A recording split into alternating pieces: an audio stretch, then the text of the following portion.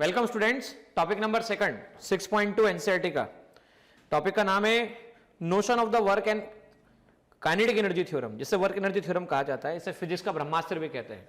अब ब्रह्मास्त्र क्यों कहते हैं आपको पता है? जब कुछ ना काम आए तो ये लगाए, और लगेगा ही लगेगा। जब आप हताश हो जाएं, निराश हो जाएं, परेशान हो जाएं कि वर्क एनर्जी थ्योरम में कुछ सॉल्व ही नहीं हो रहा है, क्वेश्चन लगा डालो, चला डालो, ये ऐसा ब्रह्मास्त्र है जहां पे लगाओगे वहां से पानी निकाल देगा।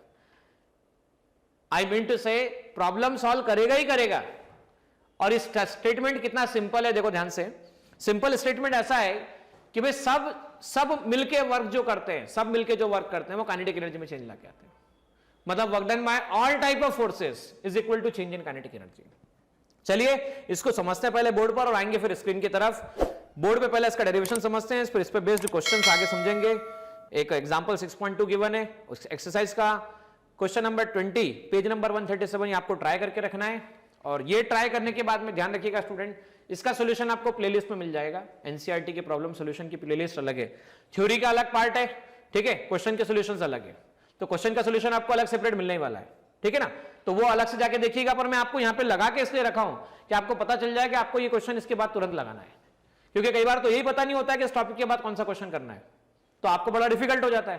कहां ढूंढते बैठेंगे आप एनसीईआरटी में? चलिए मैं ढूंढ के लाया हूं आप लोगों के लिए। करें शुरू, चलिए बोर्ड पे चलिए। देखो स्टूडेंट, टॉपिक क्या है? टॉपिक का नाम है वर्क एनर्जी थ्योरम। एम मास के ऑब्जेक्ट को, फुटबॉल वाला एग्जांपल याद है सभी को? फुटबॉल खेला कभी ना कभी? हाँ सर बोले खेला है ना सर, इसमें क्या है? तो फुटबॉल में पास करते हुए भी देखा होगा कि एक पर्सन आता है दौड़ते हुए, उसके पास में बॉल होती है, वो ताकत लगाता है, फोर्स लगाता है, धक्का मार देता है, आपको दे देता है। वहां तक की कहानी उसकी खत्म, आपकी कहानी शुरू। आप ले जाते हैं दौड़ते, फिर भागते हैं, पास मारते हैं, फिर धक्का दे देते हैं, आपकी कहानी खत्म, दूसरे की शुरू। तो इस कहानी में देखो क्या है, मान लो ये फुटबॉल है, यू वेलोसिटी से चल रहा था, मतलब आपका दोस्त लेके आ रहा था, उसने धक्का लगाया, आपको ट्रांसफर कर दिया, वेलोसिटी बढ़ गई। तो भाई उसने धक्का लगाया मतलब उसने कुछ ना कुछ एनर्जी तो दी ना, क्या नहीं दी? हाँ डेफिनेटली दी सर। तो उसने जो एनर्जी दी उसने क्या किया, या उसने जो धक्का लगाया उसने क्या किया? उसने एनर्जी को बदल दिया। देखो कैसे बदला। काइनेमेटिक्स सीखा है हम लोगों ने, आपने और हमने मिलकर, मोशन इन वन डायमेंशन, उसमें आप और हमें बात जानते हैं। v square equal to u square plus twice s. Sir ये क्या होता है? अरे भाई u इनिशियल वेलोसिटी होता है, v फाइनल होता है, एक्सेलरेशन होता है, और s क्या होता है? डिस्प्लेसमेंट होता है। मान लो दोनों तरफ हमने क्या कर दिया, m से मल्टीप्लाई कर दिया। सर ऐसा क्यों कर रहे हैं? शांति से सुनो, समझ में आएगा क्यों कर रहे हैं। mv स्क्वायर डिवाइड बाय 2 ऐसा किया तो इसको सुन के कुछ याद आया? आप सब लोग तो पास आउट है 8, 9, 10th, तो देखो याद क्या आया? Half mv square final kinetic energy, half mv square initial kinetic energy, mass into acceleration, force into displacement. अच्छा फोर्स इनटू डिस्प्लेसमेंट क्या होता है? तो फोर्स इनटू डिस्प्लेसमेंट वर्क होता है। तो वही वर्क डन आ गया, final kinetic energy minus initial kinetic energy. अब देखिए ये वर्क डन है, बराबर है, पर ये थ्योरम हर तरह के वर्क डन के बारे में बताई गई है। इसे ऐसा लिखा जाता है, work done by all type of forces equal to change in kinetic energy. Work done by all type of forces equal to change in kinetic energy. All type of forces में कंजर्वेटिव, नॉन कंजर्वेटिव और other work done. अब आप बहुत सारे बच्चे तो सोचेंगे sir इसका मीनिंग क्या होता है? मैं समझा रहा हूं, शांति से सुन लो। कंजर्वेटिव फोर्स ऐसे फोर्स जिनका क्लोज लूप में वर्क डन 0 आता है। ऐसे फोर्स जिनका क्लोज लूप में वर्क डन 0 आता है, आप बोलेंगे कौन कौन से हैं? आगे बताऊंगा। Spring, gravitational, electromagnetic. मेनली तो हालांकि इसे इलेक्ट्रोस्टैटिक लिया जाता है, ठीक है ना, तो इलेक्ट्रोमैग्नेटिक। अच्छा नॉन कंजर्वेटिव क्या? ऐसे फोर्स जो एनर्जी को खर्च करते हैं। ऐसे फोर्स जो किसको खर्च करते हैं? एनर्जी को खर्च करते हैं, कंज्यूम करते हैं। कौन कौन होते हैं? सर बोले फ्रिक्शन सुना है, एनर्जी को खर्च कर देता है। विस्कस सुना है, उसके बाद एयर ड्रैग सुना है। ड्रैग मतलब जो भी घसीटता हुआ फोर्स जो एनर्जी को खर्च कर दे, कंज्यूम कर दे, वो क्या कहलाएगा? Non conservative force. अच्छा अदर फोर्स में कौन कौन से फोर्स आते हैं? देखो अदर फोर्स में कभी कभी हम एक्सटर्नल फोर्स भी कह देते हैं कि भाई कोई एक्सटर्नल एजेंट आके काम कर रहा होगा। अदर में आप कैटेगराइज करते हैं नॉर्मल को, अदर में कैटेगराइज करते हैं आप टेंशन को। ये फोर्सेस अदर की कैटेगरी में आ रहे होते हैं बच्चों। तो ये सब मिलके क्या करते हैं? काइनेटिक एनर्जी को बदलते हैं।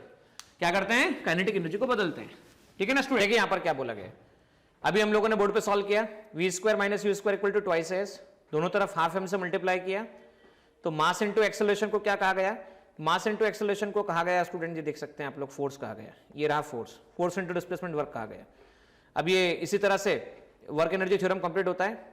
तो इस इक्वेशन की मदद से राइट हैंड में all type of work done की हम बात कर रहे होते हैं। देखिए कैसा है, तो work done is by the force on over a certain displacement, the change in kinetic energy of particle is equal to work done by it on the net forces. अब इस पर बेस्ड एक प्रॉब्लम है, समझना है। देखो problem में क्या क्या बोला गया है। It is well known fact that the rain drops fall under the influence of downward gravitational force and the opposing resistive force. आगे क्या बोला गया है, अननोन फोर्स कोई ना कोई लगता है जो उसकी वेलोसिटी को कम करता है, बराबर है, रोकता है। मान लीजिए ड्रॉप का मास दे रखा है 1 ग्राम और ये हाइट 1 किलोमीटर तक ट्रेवल करके आया है और ग्राउंड को हिट करता है कितने स्पीड से, 50 मीटर पर सेकंड से। तो आपको बताना है कि वर्क डन बाय ग्रेविटी कितना हुआ होगा और आपको ये बताना है कि work done bye unknown force कितना हुआ होगा। तो चलिए बोर्ड पे समझते हैं किस तरह से अननोन वर्क डन निकाला। देखो बच्चों, यहां पर क्या गिवन था, यहां पे गिवन था कि रेन ड्रॉप है, फॉल होना शुरू हुई, यहां से फाइनली जब पहुंची 50 मीटर पर सेकंड से पहुंची। अब हुआ क्या, जब ऊपर से नीचे आ रही है तो ग्रेविटी खींच रही है और कोई रेजिस्टिव फोर्स रोक रहा है। 1 ग्राम का ड्रॉप हो तो आपको बताना है वर्क डन बाय ग्रेविटी कितना होगा, work done bye unknown force कितना होगा। जबकि यहां पर आप जी की वैल्यू ले रहे हैं 10 मीटर पर सेकंड स्क्वायर। अब देखो वर्क डन बाय ग्रेविटी निकालना है तो ग्रेविटेशनल फोर्स लगा नीचे, डिस्प्लेसमेंट भी नीचे, तो फोर्स नीचे डिस्प्लेसमेंट नीचे, दोनों के बीच का angle 0, force into displacement cos 0।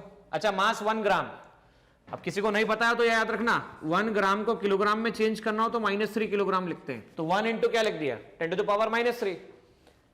जी की वैल्यू को ले लिया 10, हाइट कितना 1 किलोमीटर, 1 किलोमीटर, किलोमीटर को लिख दिया 10 to the power 3 metre. Solve करते हैं इसे, ठीक है, तो +3 -3 कैंसल, तो work done by gravity solve करने पर कितना आता है, work done by gravity solve करने पर आता है 10 जूल। आगे समझो। अब हम वर्क एनर्जी थ्योरम की मदद से अननोन फोर्स को निकालेंगे। देखो वर्क एनर्जी थ्योरम अप्लाई करते समय स्टेटमेंट याद रखो, total work done by all type of forces equal to change in kinetic energy. जितना भी टोटली वर्क डन करते हैं मिलके वो काइनेटिक एनर्जी को बदलने का काम करता है। तो शुरुआत में ए पर काइनेटिक एनर्जी, ए पर वेलोसिटी 0, बी पर 50 मीटर पर सेकंड, मतलब शुरुआत किया तो 0, फाइनली आए तो 50 मीटर पर second. Now work done by all type of forces change in kinetic energy. कौन कौन से फोर्सेस, ग्रेविटेशनल फोर्स और रेजिस्टिव फोर्स। तो gravitational force, resistive force half mvb square minus half mv square. तो half मास कितना है 1 ग्राम है, 1 ग्राम है 10 टू द पावर -3।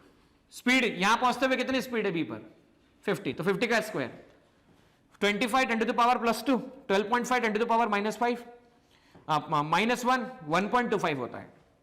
ग्रेविटी और रेजिस्टिव फोर्स का सम है 1.25, तो भाई ग्रेविटी प्लस रेजिस्टिव फोर्स का सम है 1.25। ग्रेविटी कर रहा है 10 जूल वर्क, तो definitely resistive force 1.25 minus 10 joule. अब इसे आप सॉल्व करते हैं तो 8.75 विथ नेगेटिव साइन आता है, तो आप ये बात चेक भी कर लो भाई। Work done bye resistive force में हम बात कर रहे हैं -8.75, नेगेटिव साइन आ रहा है, नेगेटिव साइन आ रहा है, तो रेजिस्टिव फोर्स नेगेटिव वर्क कर रहा है। तो देखो इस वर्क एनर्जी थ्योरम की ब्यूटी क्या है, हमें तो फोर्स भी नहीं पता फोर्स कौन सा था, फोर्स नहीं पता है तो भी इसका आंसर निकाल पा रहे हैं। तो वर्क एनर्जी थ्योरम किसी भी अननोन टाइप के फोर्स जिसका नेचर आप और हम नहीं जानते हैं उसके लिए आंसर निकालने में भी कैपेबल है, सक्षम है। देखिए स्टूडेंट, यहां पर क्वेश्चन में क्या कहा गया है, 0.5 kg का कोई मास है जिसका function velocity v equal to a x की पावर 3/2 से दिया हुआ है, जबकि a की वैल्यू क्या है, ये वैल्यू गिवन है विथ यूनिट्स। तो वर्क डन निकालना है इस नेट फोर्स की ड्यूरेशन में 0 से लेकर 2 मीटर के, जब x की वैल्यू 0 से 2 मीटर होगी तो आपको वर्क डन निकालना है।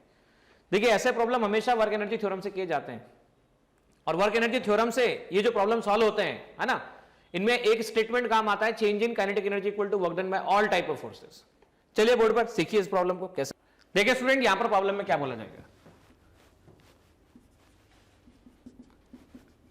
Final kinetic energy minus initial, half m vf square minus half m vi square, half m common, vf square minus vi square, half मास कितना है तो 1/2 है ना, फाइनल वेलोसिटी का स्क्वायर। तो वेलोसिटी का स्क्वायर इनिशियली तो देख लेते हैं, चलिए वेलोसिटी का स्क्वायर कर लेते हैं। अगर मान लीजिए आप यहाँ पर फाइनल वेलोसिटी का स्क्वायर करेंगे और इनिशियल का स्क्वायर करेंगे, तो चलिए वेलोसिटी का एक्सप्रेशन है, तो इसको ऐसा लिख देते हैं ax की पावर 3/2, तो इसका स्क्वायर कितना आ जाएगा, a स्क्वायर x की पावर 3/2 का स्क्वायर, v स्क्वायर आ गया a स्क्वायर x क्यूब, ये आपके पास आ चुका है the value of v square. Okay students, तो अगर फाइनल होगा तो xf होगा, इनिशियल होगा तो xi होगा, वेलोसिटी इनिशियल वेलोसिटी का स्क्वायर xi का स्क्वायर।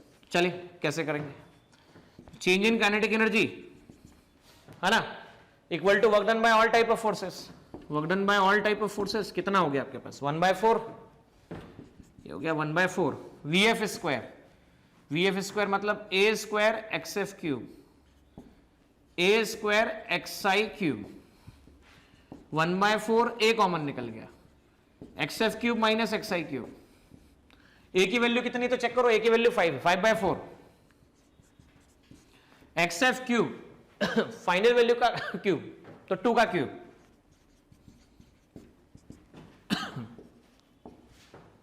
5/4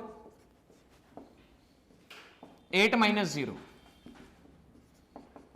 तो आंसर आता है आपके पास में 10 joule, this answer will be 10 joule. ठीक है ना, तो ये आंसर होगा हम लोगों के पास में 10 जूल।